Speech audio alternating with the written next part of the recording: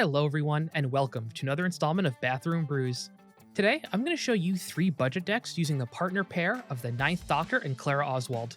Instead of building 3 individual decks, I actually put together a core of 65 Izzet cards, and then I created 3 modules or packs of 35 cards for Grixis, Jeskai, and Temur versions of the deck, each with their own distinct themes to keep gameplay fresh. If you like this idea and want more Doctor Who modular decks, give this video a like, it really helps out the channel. Okay, let's get into it. Let's kick things off with the core of the deck.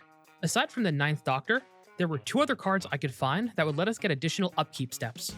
We have the well-known enchantment of Paradox Haze, and one of the most underrated blue creatures in my opinion, Sphinx of the Second Sun. Paradox Haze only works at the beginning of our first upkeep step, while Sphinx of the Second Sun gives our board pseudo-vigilance and provides card draw. Yes, this creature is 8 mana, but we have a way to cheat it out, which I'll cover in the next section. And then finally we have Spark Double, which can clone our commander or the Sphinx for even more value. One of the main themes of the precon the Ninth Doctor comes in is Suspend. Because we remove time counters at the start of our upkeep, we can easily turbo out some of the best Suspend cards in Magic. And this is why Joyer of the Gitu is the backup commander for this deck. With the proper board state, we can make any spell essentially cost 4 mana. One of the best cards to cheat out is Sphinx of the Second Sun. We can also abuse Inspiring Refrain and Rousing Refrain from the Commander 2021 precons, since once they resolve, they suspend themselves again, so we can cast them from exile and resuspend them, and we keep doing this until they get countered. The other mechanic that works surprisingly well with multiple upkeeps is the initiative. The Undercity normally takes 5 turns to complete, but we can easily finish it in 3, 2, or sometimes 1 turn cycle. This is exactly why I wanted to include Caves of Chaos Adventurer to cheat on cards once we finish a dungeon, along with Tomb of Horrors Adventurer, to potentially let us copy spells not once but twice, and finally, Servok's Tome. It's a great mana rock and card advantage piece once we do finish a dungeon. And of course there are cards that just have great upkeep triggers we want multiple of. Starting off, we have As Foretold, which will let us cheat on spells once each turn. Yeah, that's each turn, so we can cheat on instants too. And it will let us cast our 0 mana suspend cards such as Lotus Bloom, Soul Talisman, and Inevitable Trail for free. If we want to draw a million cards, Mind Unbound will quickly draw us into full hands turn after turn. And finally, why not steal some cards from your opponents with Stolen Strategy? Sadly, we still need to pay for spells we take, but at least we're taking them away from our opponents. The Grixis module was the first one I built, so I figured we'd start there. The first card that made my list was Phyrexian Arena. With the additional upkeep triggers, this card quickly becomes a budget version of the One Ring. Then we have a card I discussed in my previous video, Taigam Sidisi's Hand. This provides us with powerful card selection, oftentimes allowing us to see 6, 9, or even 12 cards per turn. And one of the win conditions in the deck is the recently reprinted Twilight Prophet, which will quickly drain out the table. If stealing cards is more your speed, I don't mean actually stealing cards, do not do that, we have Xanathar Guild Kingpin. This will let you steal cards from your opponents, and sometimes prevent the entire table from casting spells during your turn. Or we can let Court of Ambition burn out the table or have players lose their hands. And then finally, Protection Racket. This will force players to pick between taking damage or giving us cards.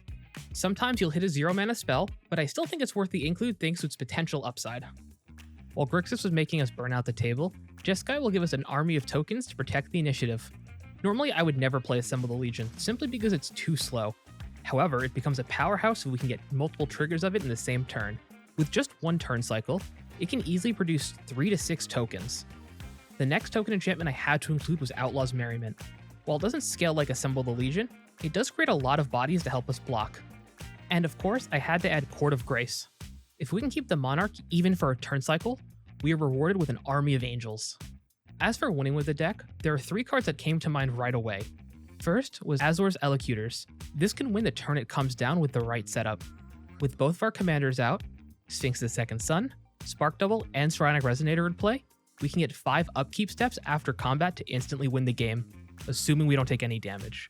Next is more of a 2-card synergy with Restore Balance to remove everyone's creatures, lands, and hands, preferably while we have the initiative, and Hama Pashar Runeseeker to help speed up the initiative win. And last but not least is the Temur module. The first creature I thought to add was Progenitor Mimic. This is a card I've loved for a long time, but I've always felt like it underperformed. However, I think this is the perfect deck for it, thanks to the multiple upkeep triggers.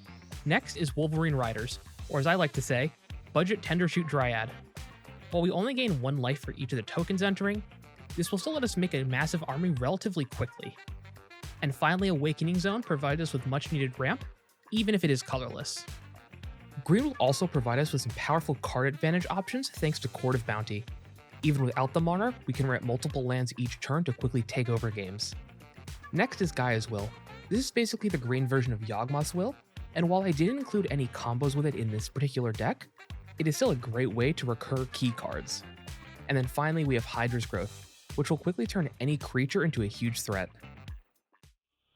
Now if you're looking to spend just a little bit more money, I'd recommend adding the Scarab God to the Grixis module. It's another win condition, card advantage engine, and overall powerhouse of a card. For the Jeskai module, land tax is an absolute monster. This will let you dig out more lands than you'll know what to do with from your deck. And for the Teamer module, Koma Cosmos Serpent is a great token generator and win condition that is even more powerful with additional upkeep steps. You can find the deck list for the cores and all 3 modules linked in the video description below over at architect.com. Let me know in the comments what you thought of this modular deck, and give this video a like if you want more of them. Alright, see ya!